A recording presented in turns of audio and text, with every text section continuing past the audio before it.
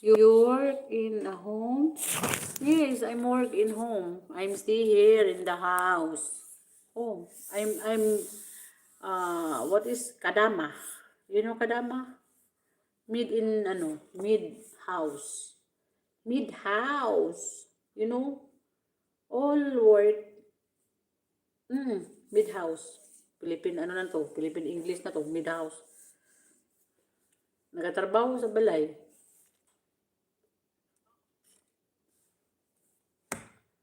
So clean and cooking. Yeah, clean, cooking, dancing, singing, iron, like this, washing machine, and then like this, iron, and then I have a grandpa and grandma. I have uh, I'm caregiver, but salary not too much, only 1,500. Not too much.